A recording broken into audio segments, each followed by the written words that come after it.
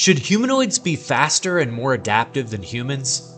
Today on AI News, we'll cover several new humanoid breakthroughs, starting with Atlas from Boston Dynamics and the question of whether or not robots should have shoes. So, if you've done physical labor all day, you'll know how important good footwear is, and Boston Dynamics says that it's the same for Atlas. In fact, Atlas's foot is its primary point of contact with the world, which is why Boston Dynamics just revamped its entire design with its newest generation of robot. And I'll show you some brand new clips of what it can do in just a moment. But first, Atlas's new outsole features a specialized bidirectional tread that displaces sand or liquid to maximize consistent ground contact and traction. And to achieve this, its foot uses a specific geometry at both its heel and toe for natural walking motion, all while being completely symmetrical.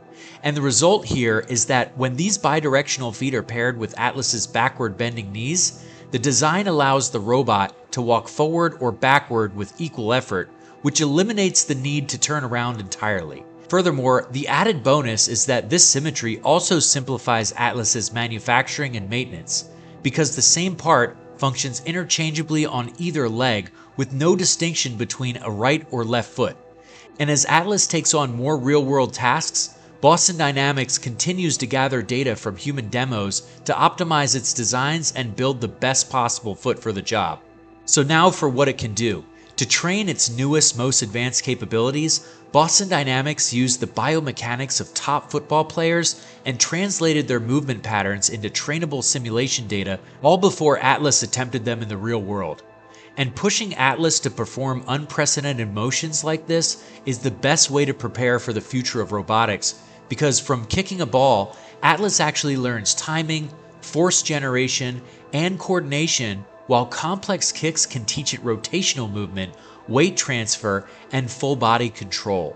And these capabilities extend far beyond sports, because they also help Atlas to navigate complex environments. But it required developing entirely new tools and strategies to unlock the physical hardware's potential. Because a simple task for humans is still highly difficult for a humanoid, because it has to locate the ball, move towards it, and execute the kick simultaneously. But another company named MirrorMe is also leaning into this football angle, but instead it's showing its robot doing soccer juggling.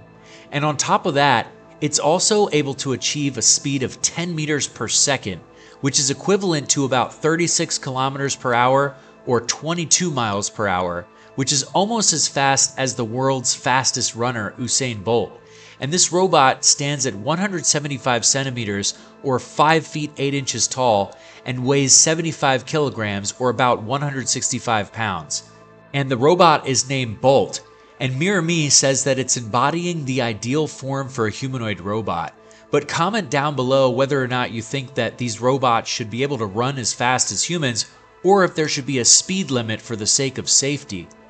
But embodied AI isn't just about marketing, as Menti just revealed a demo of its robot doing something genuinely useful. And it's one of the only few companies in the world that manufactures its own hands as well as its own actuators. So these set of hands are fully back-drivable, featuring native haptic feedback and the ability to sense what's happening. Plus, the robot's design is strong, scalable, and easily maintainable, and it's capable of performing all the basic elements of gripping as well as other sets of tasks. For example, Menteebot is already deployed in mobile offices to serve coffee to employees, and Mobileye is acquiring Menteebot for $900 million, with plans to release the Menteebot to the public for a cost of about $20,000 per robot sometime in 2028. But comment down below if you think that this robot will still be competitive at that price by then. Because Figure's CEO Brett Adcock says that just 2 years ago, the company only had 2 robots, but now they have so many that they actually need storage. And Figure says that it's increased humanoid robot production from 1 robot per day to 1 robot per hour in just 120 days.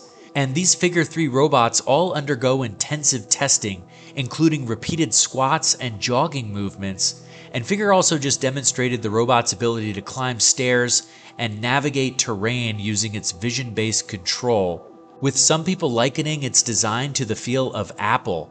And just a note, Figure's price target for the F03 is about $20,000 to $25,000. And they're already making so much progress in terms of their production, it could be as soon as the end of this year. So which of these robots do you think would be the best bang for your buck? And while humanoids are mastering the physical world, the virtual world is facing severe regulatory crackdown as Anthropic just hit a massive roadblock right before its trillion-dollar IPO, because the US government just issued an unprecedented national security directive that forced them to immediately suspend access to both Fable 5 and Mythos 5 globally. And the reason for this sudden export control order stems from the potential jailbreak vulnerability that the White House alleged, which could bypass both models' strict cybersecurity safeguards. In fact, Anthropic is fighting back against the commercial recall, arguing that the exploit is narrow, benign, and easily replicated by competing models like OpenAI's GPT 5.5, with Anthropic contending that pulling an entire model line over an unproven exploit sets a dangerous precedent that could freeze the entire AI industry. So is this really a security concern or a punishment stemming from Anthropic refusing to allow the United States to use its models for military planning and intelligence?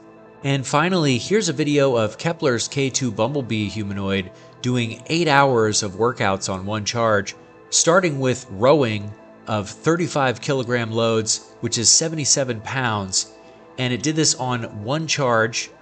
And here you can see it compared to other robots, lifting about 10 times the weight.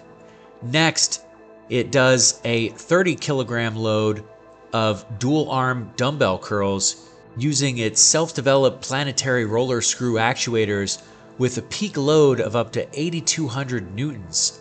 And 30 kilograms is equal to about 66 pounds.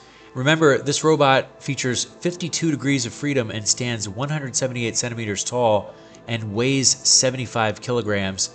And here it is using its maximum strength. This is 25 kilogram load, and it's doing 4 sets, 8 reps of decline chest flies. So comment down below, what other things do you think that these types of movements could be useful for in the real world? And do you think that this robot would be worth its intended roughly $30,000 price tag?